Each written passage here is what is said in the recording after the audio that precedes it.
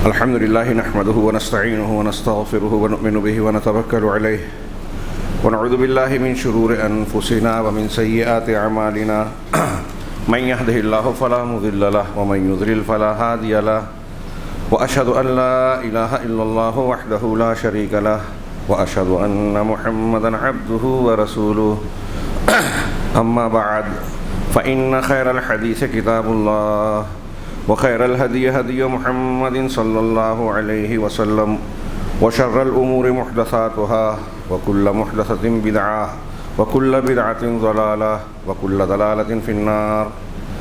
أعوذ بالله من الشيطان الرجيم. بسم الله الرحمن الرحيم. وذر الذين اتخذوا دينهم لعبا ولهوا وغرتهم الحياة الدنيا وذكر به أن تبصل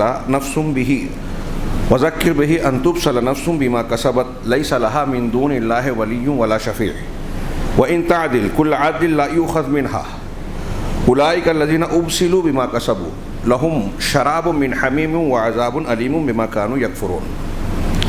محترم حاضرین، خطبہ مسنونہ کے بعد میں نے سورۃ الانعام کی ایک آیت تلاوت کی. اللہ تبارک و تعالیٰ نے سیاق و سباق میں کفار مکہ سے خطاب فرمایا. کفار مکہ سے خطاب یا ان کی نفسیات، ان کے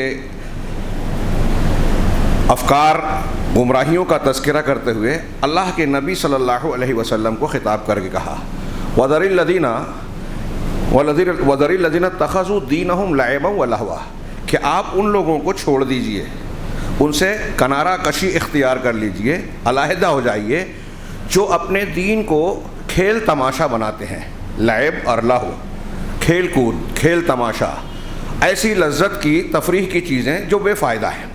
تو دین کو یہ کھیل تماشا بناتے ہیں. وَغَرَّتْهُمُ الْحَيَاةُ الدُّنْيَا، اور انہیں دنیا کی زندگی نے دھوکے میں ڈال رکھا ہے.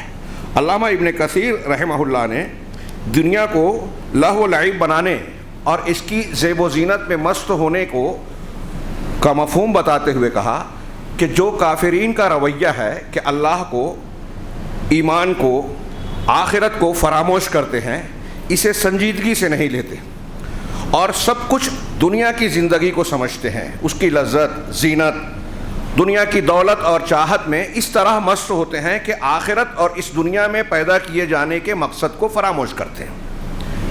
چنانچہ اس کو کہا گیا کہ یہ دین کو لہو و لعب بناتے ہیں. اگرچہ یہ خطاب کفار سے ہے، لیکن اس کے عمومی معنی پر غور کیجئے کہ ہر وہ شخص جو اللہ تبارک و تعالیٰ کو، اس کے دین کو، آخرت کو فراموش کرے، دنیا کی زندگی میں لگ جائے اور دین کو اس کے راستے سے نہ لیوے، بلکہ یوں کہیے کہ دین کے معاملے میں سنجیدہ نہ ہو، اپنی چاہت، اپنی شہوت، اپنی خواہشات کی تکمیل کرے اور چاہے جتنا دین کا لیول لگائے کہ میں دیندار ہوں اور دین کے راستے پر چلنے کا دعویٰ کرتا ہو، دین کا کچھ مظاہرہ کرتا ہو، لیکن اگر عقیدے کی بات ہو، منہج کی بات ہو، حلال حرام کی بات ہو، یا اپنے زندگی کے دوسرے امور میں وہ قرآن و حدیث یا دین کی بنیادی تعلیم سے کنارہ کشی اختیار کر کے اپنی خواہش کے پیچھے پڑتا ہے، دنیا کے بنائے ہوئے اصول، فلاں مسلک، فلاں امام، فلاں شیخ اور میرا یہ مسلک ہے، قرآن و حدیث کو چھوڑتا ہے، تو یہ عمومی معنی میں دین کو کھیل تماشا بنانے کے مفہوم میں شامل ہے. یہ اچھی طرح دماغ میں رکھیے. اللہ کہہ رہا ہے کہ ایسے لوگوں کو چھوڑ دیجئے جو دین کو کھیل تماشا بنائے ہوئے ہیں. وَغَرَّتْهُمُ الْحَيَاةُ الدُّنْيَا، اور دنیا کی زندگی نے انہیں فریب میں مبتلا کر رکھا ہے، دھوکے میں ڈال رکھا ہے، دنیا کی چاہت میں، خواہشات میں مست ہیں. یہی ان کا مقصود ہے، آخرت نہیں.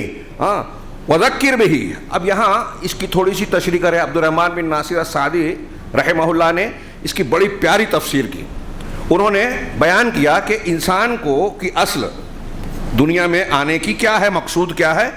اللہ نے اس لیے پیدا کیا کہ بندہ صرف اللہ تبارک و تعالیٰ کی اکیلے تنہا عبادت کرے اور اپنی پوری کوشش، جتنی اس کی قوت و طاقت ہے، مقدور بھر اللہ تبارک و تعالیٰ کی محبوب اور مرضی کو، محبوب چیزوں کو بجا لانے میں، اس کو اختیار کرنے میں صرف کر دے، پوری کوشش لگا دے کہ میں وہ کام کروں جو اللہ چاہتا ہے، جس سے اللہ خوش ہوتا ہے، اور ان چیزوں سے بچے جس سے اللہ تبارک و تعالیٰ ناراض ہوتا ہے. جب ایک بندہ یہ چاہے گا، کوشش کرے گا کہ میں اللہ کی پسندیدہ چیزوں کو اختیار کروں، تو اس کا دل بھی اندر سے اس کی طرف مائل ہوگا، اللہ کی طرف متوجہ ہوگا، اس میں سنجیدگی ہوگی۔ جب دل اور ظاہر اور باطن دونوں سے وہ اللہ تبارک و تعالیٰ کی عبادت کرنا چاہے گا، اپنے مقصد کو پورا کرنا چاہے گا، اس کی خوشنودی چاہے گا، تو ظاہر سی بات ہے کہ وہ اس معاملے میں مذاق نہیں کرے گا، سنجیدہ رہے گا، اس کے اندر اخلاص ہوگا، اللہ واسطے اور اللہ کی خوشنودی کی طلب ہوگی، دکھاوا، ریاکاری، شہرت طلبی، دنیا کی چاہت نہیں ہوگی۔ اس کے برخلاف اگر کوئی شخص جو ہے ایسا سوچتا ہے کہ میں اپنی خواہشات کی تکمیل کروں، دنیا کو حاصل کروں، حلال ہو یا حرام، صحیح راستہ ہو یا غلط راستہ، اور پھر اس کے بعد یہ گمان کرتا ہے کہ میں دین حق پر ہوں۔ ابھی ہم نے جو بیان کیا کہ اللہ کی خوشنودی کو چاہنا، ظاہر سے بھی باطن سے بھی، جب آپ اس کو خوش کرنا چاہو گے تو دل سے چاہو گے اور دین کے معاملے میں سنجیدہ رہو گے، پھر اس کے نتیجے میں کیا ہوگا کہ جو کچھ اللہ تبارک و تعالیٰ کا حکم ملے گا آدمی سر جھکا دے گا۔ اس کی بہت واضح مثال صحابہ کرام کی زندگیوں میں ہمیں نظر آتی ہے۔ ہم موازنہ کریں اپنے اور آپ کا، وقت بہت کم ہے اور پابندی ہے کہ وقت پر ختم کیا جائے، کہ یہ جو ہے اللہ کے رسول صلی اللہ علیہ وسلم کے صحابہ کس طریقے سے سنجیدہ تھے دین کے معاملے میں، کس طریقے سے وہ دین کو اختیار کرتے تھے، اور ہم کس طریقے سے۔ آج ہمارا رویہ کیا ہے؟ ہمارے پورے سماج اور معاشرے کا ہر معاملہ دیکھ لیجیے۔ ہم مثالیں دیں، اللہ کے نبی صلی اللہ علیہ وسلم کی وفات کے وقت حضرت اسامہ رضی اللہ تعالیٰ عنہ کے لشکر کو بھیجا آپ نے روم کے محاذ پر۔ آپ کی وفات کی خبر ملی، حضرت اسامہ رضی اللہ تعالیٰ عنہ نے حضرت ابوبکر صدیق رضی اللہ تعالیٰ عنہ جو خلیفہ وقت تھے ان سے طلب کیا، ان سے مطالبہ کیا کہ میں واپس آ جاؤں، کیونکہ آپ پر اور مسلمانوں یا مدینہ پر خوف اور خطرے کا بادل منڈلا رہا ہے، اگر میں چلا گیا تو یہاں مسئلہ ہو جائے گا۔ تو حضرت ابوبکر صدیق نے کہا نہیں جاؤ۔ اس پر کچھ لوگوں نے سوال اٹھایا کہ آپ کے لیے اور مدینہ کے لیے تو یہ خطرے کی بات ہے، تو آپ نے کہا لو خطفتنی الکلاب والذئاب، اگر مجھے کتے اور بھیڑیے نوچ کھائیں تب بھی میں اس فیصلے کو تبدیل نہیں کر سکتا جو اللہ کے نبی صلی اللہ علیہ وسلم نے کیا ہے۔ نبی نے ایک فیصلہ کیا ہے، میں کیسے بدل دوں؟ آپ غور کیجئے کہ دنیا کا نقصان دکھائی دے رہا ہے، دشمن کا خوف دکھائی دے رہا ہے، لیکن اللہ کے نبی صلی اللہ علیہ وسلم کا فیصلہ ہے میں تبدیل نہیں کر سکتا۔ عقل کچھ کہہ رہی ہے، اللہ کے رسول کا حکم کچھ کہہ رہا ہے تو میں رسول کا حکم مانوں گا۔ یہ باتیں آپ کو قدم قدم پہ صحابہ کے معاشرے میں نظر آئے گی۔ حضرت عمر فاروق کی بار بار دہراتے ہیں، بخاری میں روایت ہے، حجر اسود کو بوسہ دیتے ہوئے کہہ رہے ہیں کہ اے حجر میں جانتا ہوں تو پتھر ہے، نہ نقصان پہنچا سکتا ہے نہ نفع، اگر میں نے رسول اللہ صلی اللہ علیہ وسلم کو تجھے بوسہ دیتے ہوئے نہ دیکھا ہوتا تو کبھی بوسہ نہ دیتا۔ یعنی نبی نے کیا ہے تو میری عقل میں نہیں آ رہا ہے کہ میں پتھر کی کو مقدس مانوں، پوجوں، یا اس کو بوسہ دوں۔ پوجنے کا تو سوال ہی نہیں، پوجا نہیں تھا، بوسہ دینا بھی گوارا نہیں ہے، لیکن چونکہ رسول نے کیا، بتایا، شریعت ہے، اس لیے ہم کر رہے ہیں۔ اتنے سنجیدہ اللہ کے نبی صلی اللہ علیہ وسلم کے صحابہ کرام کی ایسی مثالیں جمع کریں تو موٹی موٹی کئی جلدیں کتابیں جمع ہو جائیں گی، اکٹھا ہو جائیں۔ صحابیات کو دیکھیے، ام المومنین حضرت زینب بنت جحش رضی اللہ تعالی عنہ، مشہور اللہ کے رسول صلی اللہ علیہ وسلم کی پھوپھی کی لڑکی ہے، قریش سے تھی، انتہائی خوبصورتی میں بھی اور حسب نسب میں بھی اعلیٰ، ہماری ماں۔ آپ کے نکاح سے پہلے اللہ تعالیٰ نے حکم دیا کہ ان کا نکاح زید بن حارثہ سے کرے، یہ آزاد کردہ غلام تھے جو آپ کے پہلے منہ بولے بیٹے تھے۔ یہاں کئی شریعت کے کئی احکامات واضح کرنے تھے اللہ کو۔ ایک تو یہ کہ منہ بولے بیٹے کا اعتبار نہیں ہوتا، یہ بتانا تھا۔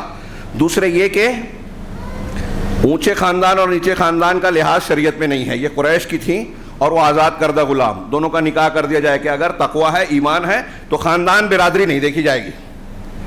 چنانچہ اللہ کے نبی صلی اللہ علیہ وسلم نے ان کو حکم بھیجا، انہوں نے کہا کہ میں قریشی ہوں، ایسی ہوں، ایسے خاندان کی ہوں، اور میں ان سے نکاح کروں، میں نہیں کر سکتی۔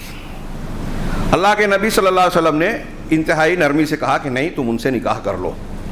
ابھی یہ بات چل رہی تھی کہ سورہ احزاب کی آیت نازل ہوئی، ما کان لمؤمن वला मुमिनतिन इज़ा क़ज़ल्लाहु व रसूलुहु अमरन अन यकून लहुमुल खियरतु मिन अमरिहिम व मन यअसिल्लाह व रसूलहु फ़क़द ज़ल्ल ज़लालन मुबीना।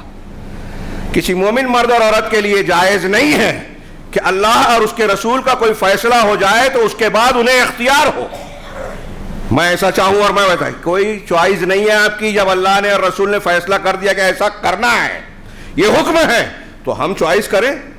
हम ये देखें कि नहीं नहीं मेरी समझ में नहीं आता, मुझे ये चीज़ अच्छी नहीं लगती, मैं नहीं कर सकता, ये इख्तियार मोमिन मर्द ईमान वाले की ये शान और ये सिफत हो ही नहीं सकती। ये कुरान की आयत है। थोड़ी देर के लिए अपना जायज़ा लें हम लोग। कितनी चीज़ें हैं, बड़ी बड़ी छोटी छोटी। हाँ, हम अल्लाह और रसूल के मामले में छोटी से छोटी बात भी छोटी नहीं समझ सकते अगर ईमान है तो। हम कितनी चीज़ों को इस तरह नज़रअंदाज करते हैं। खैर, मैं ये वाक़या जो बता रहा था, हज़रत ज़ैनब रज़ी अल्लाह ताला अन्हा ने जब ये आयत सुनी तो कहा, मैं अल्लाह, आगे का टुकड़ा है कि जो अल्लाह और उसके रसूल की नाफरमानी करेगा वो बहुत दूर दूर की गुमराही में पड़ गया। सुनने के बाद हज़रत ज़ैनब ने कहा कि ला आसिल्लाह व रसूलहु, मैं अल्लाह और उसके रसूल की नाफरमानी नहीं कर सकती, और निकाह के लिए तैयार हो गए। निकाह के लिए तैयार हो गई। बाद में तलाक हुआ और उनसे अल्लाह के रसूल सल्लल्लाहु अलैहि वसल्लम का निकाह हुआ। ये बताना था कि मुंह बोला बेटा है तो मुंह बोला बेटा असली बेटे की बीवी की तरह नहीं है, ये रिश्ता मोतबर नहीं है, इसलिए शादी करवाई अल्लाह के रसूल सल्लल्लाहु अलैहि वसल्लम ने, अल्लाह तबारक व तआला ने। और वो फ़ख्र करती थी कि तुम्हारे घर वालों ने तुम्हारी औरतों में, कहते थे कि तुम्हारे घर वालों ने तुम्हारी शादी की, मेरी शादी अल्लाह ने 7 8 आसमान के ऊपर अर्श के ऊपर से की।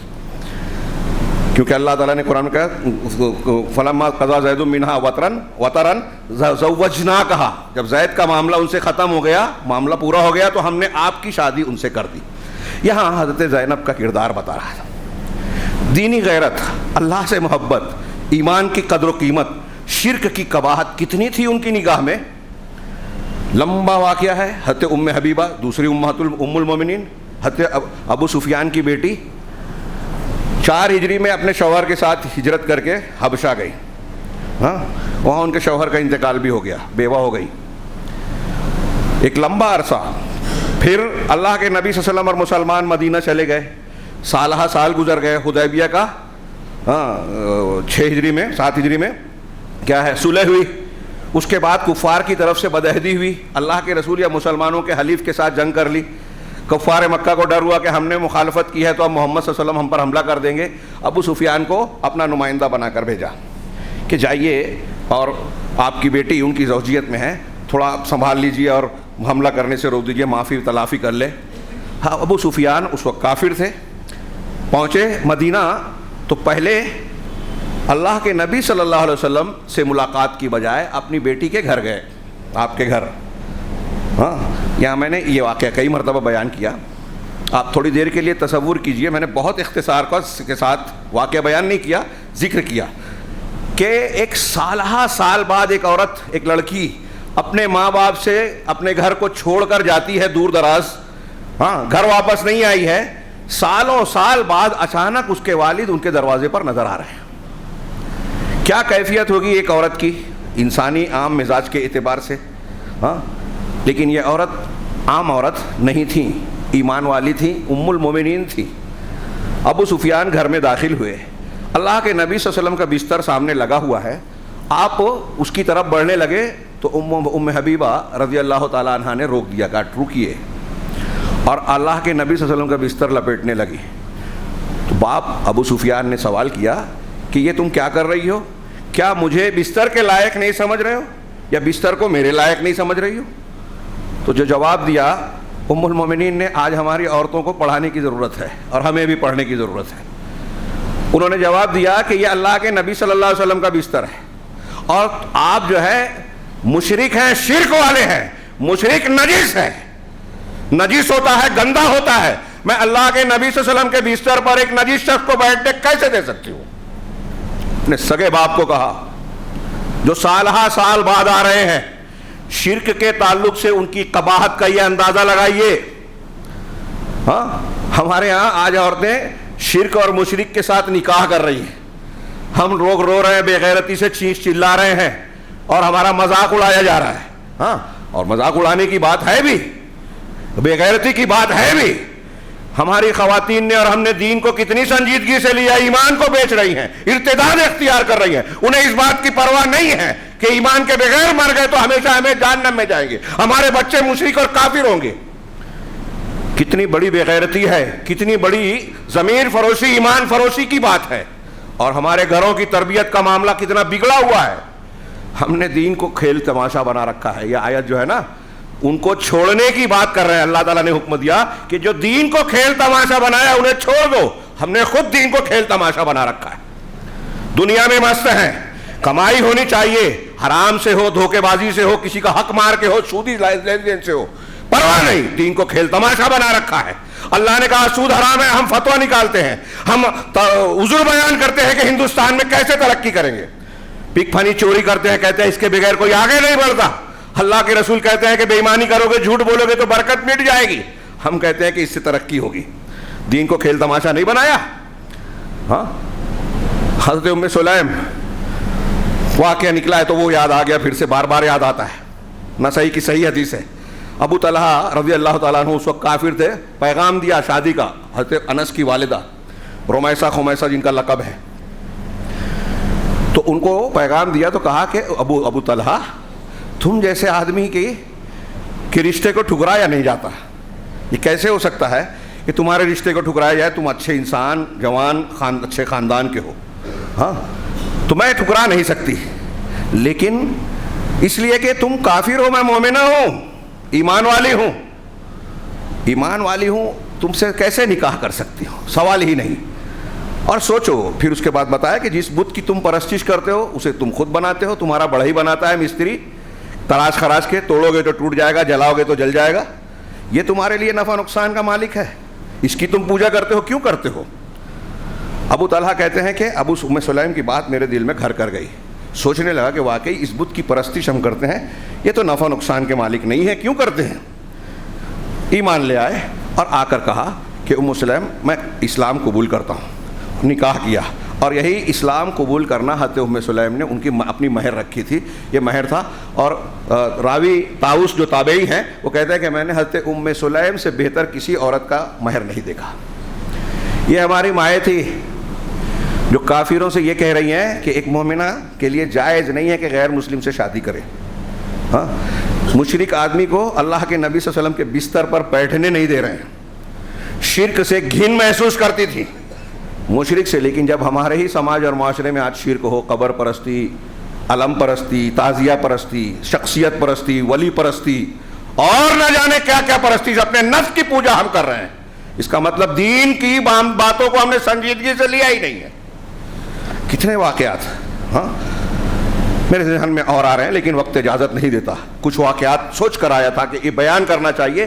آج ہمیں ضرورت ہے ان واقعات کو اپنے بچوں اور بچیوں کو پڑھانے اور سنانے کی۔ اللہ تبارک و تعالیٰ نے انبیاء کرام کے واقعات کا ذکر کیا، کیوں کیا؟ اس سے پتہ چلتا ہے کہ یہ ہمارے لیے عبرت کا سامان ہے، یہ ہماری تربیت کے ایک بہت بڑا سبب ہے، ذریعہ ہے کہ ہم اچھے اور بروں کے زندگی کو دیکھیں، ان کے نتائج کو دیکھیں۔ اللہ تبارک و تعالیٰ نے ہمیں یہاں نصیحت کی کہ دین کو کھیل تماشا بنانے والوں سے دور رہیں، الگ رہیں۔ میں نے اشارہ کیا، وقت نہیں ہے، غور کیجئے کہ جو لوگ قرآن حدیث کی بات کو آنے کے بعد اگر اس کو چھوڑتے ہیں، مطلب وہ سنجیدگی سے نہیں لے رہے کہ اللہ کی بات ہے، رسول کی بات ہے۔ ہاں، کتنی چھوٹی سی بات تھی، صحیح مسلم کے حضرت سلمہ کی روایت بارہا آپ نے سنی ہے کہ اللہ کے رسول صلی اللہ علیہ وسلم نے کہا ایک شخص کو جو الٹے ہاتھ سے، بائیں ہاتھ سے کھا رہا تھا، آپ نے کہا کل بے یمینک، اپنے داہنے ہاتھ سے کھاؤ، تو اس نے کہا مستطاعت، مجھے طاقت نہیں ہے۔ نبی صلی اللہ علیہ وسلم نے بد دعا دے دی، جنہوں نے طائف والوں کو نے دی، انہیں دی۔ کیوں دی؟ اس لیے کہ راوی نے بتایا کہ اسے اللہ کے رسول کا حکم ماننے سے تکبر نے روکا۔ میں آدمی کو روکتا ہے، ابلیس کو اللہ کا حکم ماننے سے روکا، میں بڑا ہوں۔ تو اس نے کہا کہ میں نہیں استطاعت رکھتا، اللہ کے رسول نے کہا کہ تجھے کبھی طاقت نہ ملے۔ حضرت سلمہ بن اکوع کہتے ہیں کہ اس کے بعد یہ ہوا کہ وہ مر گیا، زندگی بھر اس کا داہنا ہاتھ اس کے منہ تک نہیں آ سکا، اللہ تعالیٰ نے اس ہاتھ کو بیکار کر دیا۔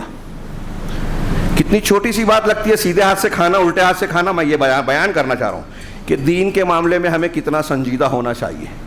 یہ تو چھوٹی بات ہے، آج عقیدے میں چیخ کر، چلا کر آپ بیان کریں، ہاں کہ یہ جو قبروں کی پوجا ہو رہی ہے ان سے استغاثہ ہو رہا ہے، نعتیہ کلام میں اللہ کے رسول صلی اللہ علیہ وسلم کو اللہ سے ملایا جاتا ہے، اولیاء کو جو ہے اللہ سے بڑھایا جاتا ہے، غیر اللہ کو جو ہے پوجا جا رہا ہے، ان کو اللہ کی صفات سے متصف کیا جا رہا ہے، کھلے عام کیا جا رہا ہے، یہ شرک کا اعلان ہو رہا ہے، تو ہم کو کیا امید ہے؟ ہاں، میرے پاس کاغذ میں کچھ دلیلیں تھی کہ مسلمانوں پر جو مصیبت آ رہی ہے اس کی سب سے بڑی وجہ شرک ہے۔ شرک ہر خیر اور صلاح کا کی بنیاد ہے، ہر فساد اور شر کی بنیاد ہے، توحید ہر خیر اور صلاح کی بنیاد ہے۔ ہمارے ہاں شرک عام ہے، بدعت عام ہے، تو چھوٹے دوسرے معاملات میں ہم کیا کہیں کہ دین میں سنجیدہ ہوں؟ آرام سے لوگ جھوٹی حدیثیں بیان کر رہے ہیں، آرام سے لوگ بدعت و خرافات کو دین سمجھ کے نہ صرف اختیار کیے ہوئے بلکہ اس کی تبلیغ کرتے ہیں، اللہ کے رسول کا وسیلہ لگا کے دعا مانگی جائے، ہاں تبلیغ کرتے ہیں، جو حرام ہے، ہاں جو ناجائز ہے، قرآن و حدیث کے خلاف ہے، اور ہم خاموش ہیں۔ کچھ کہیں تو لوگوں کو ایسا لگتا ہے اتحاد و اتفاق پر زر پڑ رہی ہے، دین کا ڈنکا بج رہا ہے، لوگ فضائل پر محنت کر رہے ہیں، یہ کر لو تو یہ مسئلہ آسان، وہ کر لو تو وہ مسئلہ آسان، آیت الکرسی پڑھ لو شیطان بھاگتا ہے، فرشتہ محافظت کرتا ہے، فلاں دعا پڑھ لو تو اللہ تبارک و تعالیٰ کی، بالکل صحیح ہے، یہ روایتیں کچھ صحیح ہے، کچھ صحیح موضوع بھی بیان کی جاتی ہیں، لیکن آپ آیت الکرسی پڑھ رہے ہو جس میں توحید بیان کی گئی ہے اور آپ کے عقیدے میں عمل میں شرک ہے، تو آپ کا آیت الکرسی پڑھنا کوئی معنی نہیں رکھتا۔ لا الہ الا اللہ کروڑ مرتبہ پڑھ لیں آپ، لیکن جا کے آپ قبر پر جھکتے ہیں، وہاں چومتے ہیں، اس کا طواف کرتے ہیں، چادر چڑھاتے ہیں، غیر اللہ کے نام کی قربانی کرتے ہیں، آپ کا لا الہ الا اللہ کوئی مطلب نہیں رکھتا، بیکار ہے، کوئی فضیلت نہیں ملے گی۔ یہ میں ہوا میں نہیں کہہ رہا ہوں، ہم اس کی تفصیلات بیان کرتے ہیں، ہاں لوگ دیکھ رہے ہیں آج کے کس طریقے سے لوگ شرکیات کر رہے ہیں۔ تو ایسے جتنے لوگ شرک و کفر و غلط منہج، قرآن حدیث اور صحابہ کرام کے خلاف دین کو اختیار کر رہے ہیں نا، وہ دین کو مذاق بنائے ہیں، کھیل تماشا بنائے ہیں۔ اللہ کہہ رہا ہے کہ ایسے لوگوں کو چھوڑ دیجئے جنہوں نے دین کو کھیل تماشا بنا رکھا ہے اور دنیا کی زندگی نے انہیں دھوکے میں ڈال رکھا ہے۔ وَذَكِّرْ بِهِ أَن تُبْصَلَ نَفْسٌ وَأَن تُبْصَلَ نَفْسٌ بِمَا كَسَبَتْ، اور انہیں اس قرآن کے ذریعے سے نصیحت کیجئے، ورنہ کیا ہوگا کہ کوئی شخص جو ہے وہ گرفتار ہو جائے۔ تبصلہ، اس کا علامہ ابن کثیر نے کئی معنی ذکر کیا مفسرین سے کہ تو آخذ، تسلم، تجازا، تحبس، کہا کہ سب متقارب ہے کہ اپنے کیے بما کسبت، اپنے کرتوتوں کے نتیجے میں کوئی انسان پھنس جائے، گرفتار ہو جائے، اس کی پکڑ ہو جائے، ہاں اس کو سزا دی جائے، مواخذہ کیا جائے، سب ایک ہی معنی کے قریب ہے۔ تو کہا ایسے برے انجام سے بچانے کے لیے آپ نصیحت کیجئے۔ کس چیز کے ذریعے؟ ذکر بہی، قرآن کے ذریعے۔ اللہ کیا کہہ رہا ہے؟ قرآن کے ذریعے سے نصیحت کیجئے۔ ہم کس سے نصیحت کر رہے ہیں؟ جھوٹے واقعات سے، فضائل اعمال۔ ہاں قرآن پڑھنا ہے تو مخصوص، ہمارے یہاں کچھ لوگ قرآن کے شعوری مطالعے کی دعوت دیتے ہیں، اسلامی حکومت قائم کرنے والے، تو یہ خاص ان علماء کی تفسیر پڑھنے کے لیے کہتے ہیں جو ان کی فکر کے حامل ہیں۔ قرآن کے نام پہ صاحب تفسیر کی فکر کا گرویدہ بنانا چاہتے ہیں، اس سے آگے بڑھتے ہی نہیں ہیں۔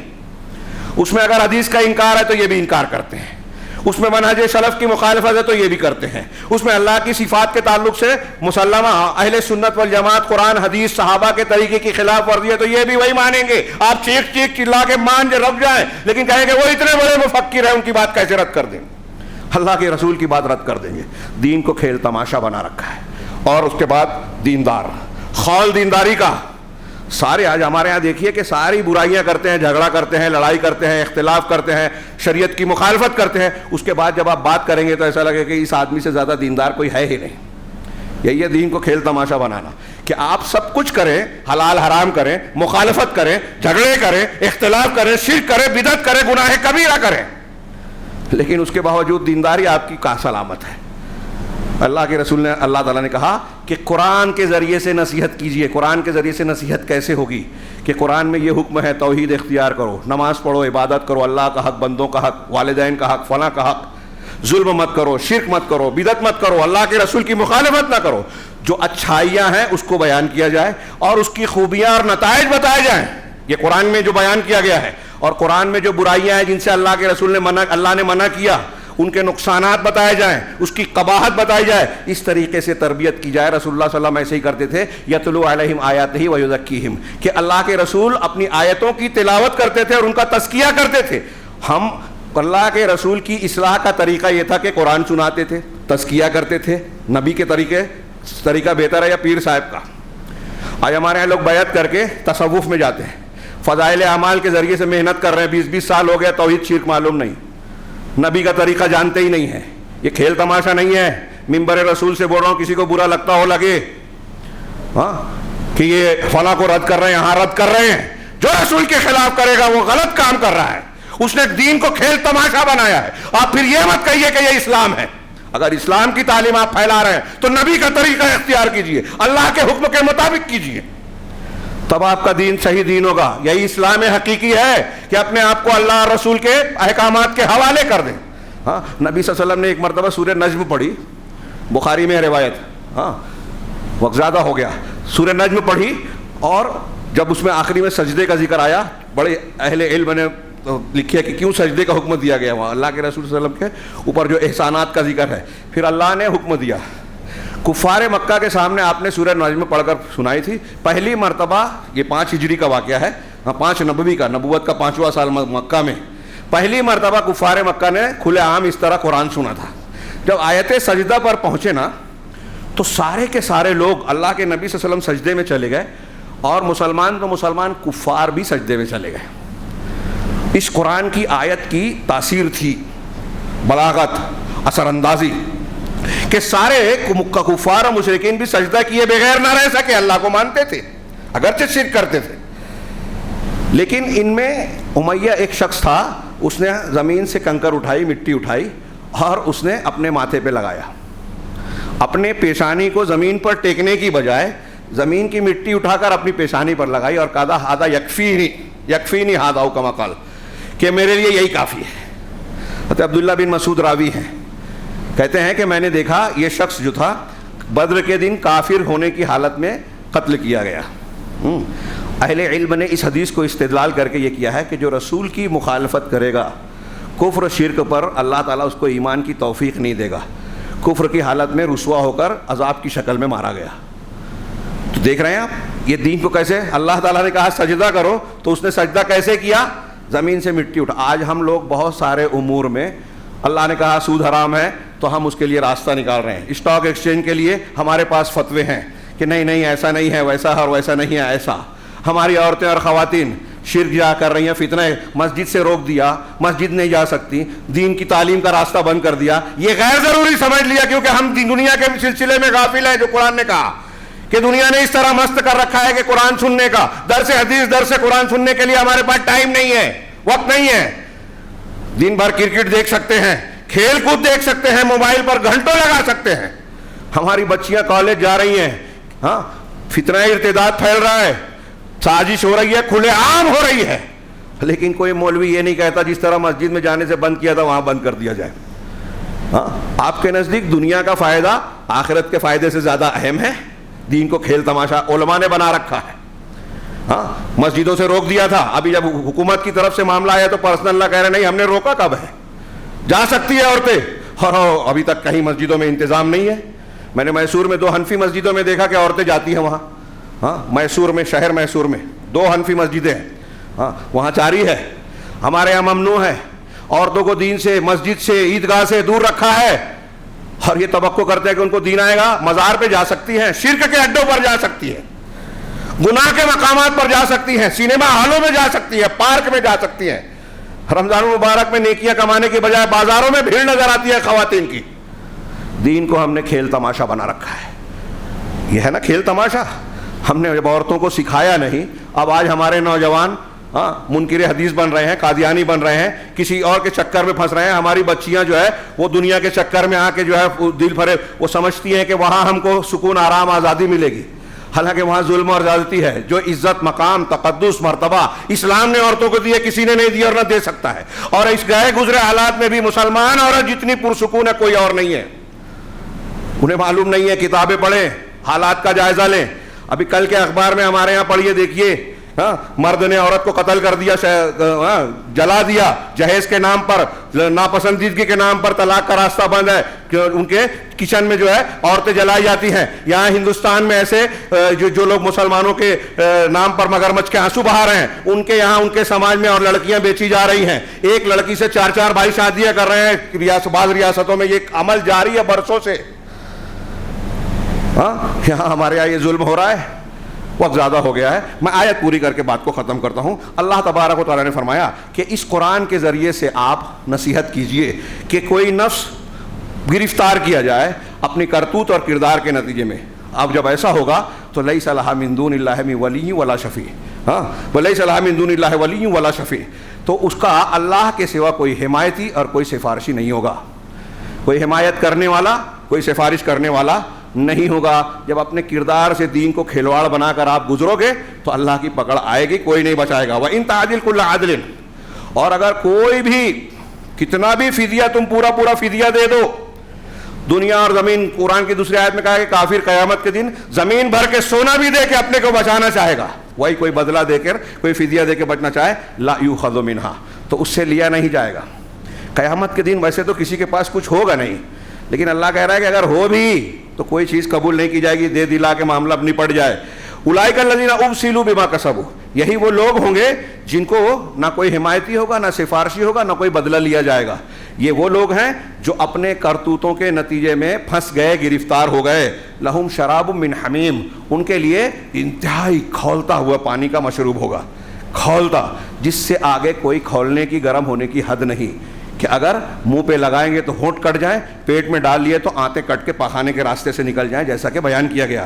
وعذاب علیم بما کانوا یکفرون، اور دردناک عذاب ہے اس عمل کے بدلے میں جو وہ کفر کرتے تھے۔ یہ قرآن کی آیت ہے، اس سے متعلقہ دین کو لہو و لعب بنانے سے متعلق اور بھی بعض آیتیں ہیں جس کا موقع نہیں ہے پیش کرنے کا۔ میں یہ عرض کرنا چاہتا ہوں کہ آج جو مسلمانوں کا، یہ اگرچہ کافروں کے بارے میں کہی گئی ہے، لیکن اگر ہم اپنا، دوسروں کا نہیں، اپنا محاسبہ کریں، ہاں فلاں کو بولا ہے، ڈھیما کو بولا ہے، یہ سب نکال دیں، ہر شخص یہاں سے میں اپنا کروں، آپ اپنا کریں، محاسبہ کریں کہ ہم لوگ جو دین جانتے ہیں اس میں کتنا سنجیدہ ہیں۔ سنجیدگی سے اللہ تبارک و تعالیٰ کو کے حوالے اپنے آپ کو کرنے کے لیے کیا ہمارا دماغ، ہمارا عمل راضی ہے، یا ہم اس پر عمل پیرا ہیں کہ اپنے آپ کو اللہ کے دین کے حوالے کر دیا؟ جیسے کہ میں نے ابھی 2-4 مثالیں دی صحابہ اور صحابیات کی، کہ اللہ رسول کا حکم آ گیا، سر جھکا دیا، نہیں جھکایا تو پکڑ کی گئی۔ آج ہمارے ہاں کس معاملے میں، زندگی کے کس معاملے میں، عقیدہ ہو، عبادات ہوں، معاملات ہوں، لین دین ہو، تجارت ہو، اخلاقیات ہوں، رشتے اور تعلقات ہوں، کون سی چیز ہے جہاں ہم یہ کہہ سکتے ہیں، ہم میں سے جتنے بیٹھے لوگ ہیں، کہ ہمارا سارا معاملہ قرآن و حدیث کے مطابق چلتا ہے؟ جو ہم نہیں جانتے وہ چھوڑ دیں، ابھی فی الحال جو جانتے ہیں اس میں بات کر رہا ہوں، کہ جتنے دین کو ہم جانتے ہیں کہ یہ کرنا چاہیے، یہ نہیں کرنا چاہیے، یہ جائز ہے، یہ حرام ہے، ہم اتنے میں کتنا سنجیدہ ہیں اور کتنی سنجیدگی سے اس کو اختیار کیے ہوئے ہیں؟ اگر ہم ایسا نہیں کر رہے ہیں تو ہم خود دین کو کھیل تماشا بنا رہے ہیں۔ اللہ رب العالمین ہمیں دین کے سلسلے میں سنجیدہ بنائے، ان لوگوں میں سے بنائے جو حقیقی دین کو اختیار کر کے اللہ رب العالمین کی خوشنودی کے مستحق ہوتے ہیں، اور ایسے ہی لوگ دنیا میں بھی اللہ کی رحمت کے حقدار ہیں اور آخرت میں بھی کامیابی کے حقدار۔ اللہ ان خوش نصیب لوگوں میں ہمیں شامل فرمائے۔ اقول قولی ھذا واستغفر اللہ لکم سائر المسلمین، بارک اللہ لنا ولکم فی القرآن المجید، ونفعنا وإیاکم بالآیات والذکر الحکیم، انہ تعالی جواد کریم ملک بر رؤوف رحیم۔